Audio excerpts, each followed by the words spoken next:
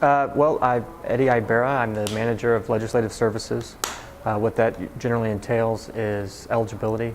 With continuing eligibility, most of the things we do are with transfers, also do legislative cases if someone were to file an exception to our bylaws, and also medical hardships, what some people like to call red shirts.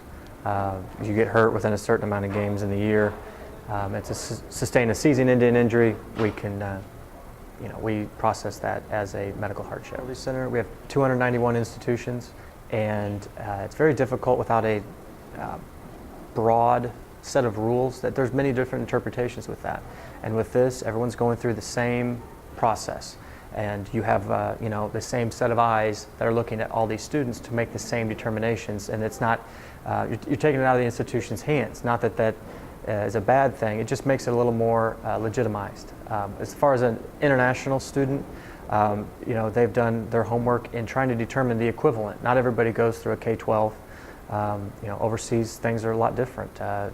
They can graduate what we would consider 11th grade, and they can go on to 2 years, or they can leave then. And it's a very complex, comprehensive process that they've gone through to try to make sure.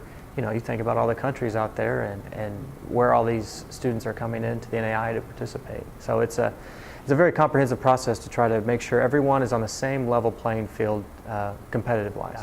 Sunrise is out in the East Coast, and very much, it's very D3 heavy and D2.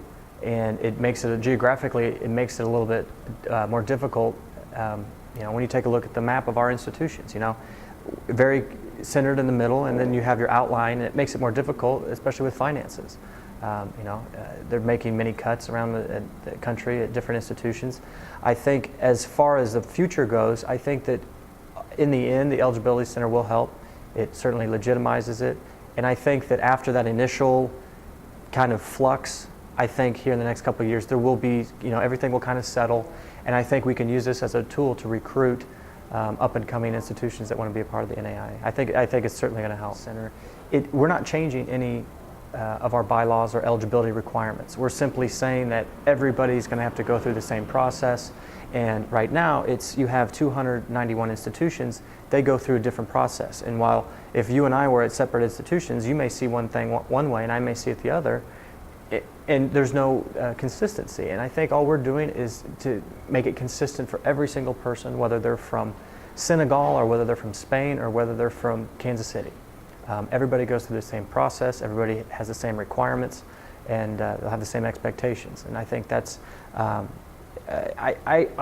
believe that it's going to help legitimize us, and it's going to make us stronger. So, we're not in competition with the NJCAA or the NCAA or the NCCAA or all the other organizations out there. We are our own, and we have our own goals. And I think that just like every other organization, we're trying to bring new members in and teach our ideals that we have.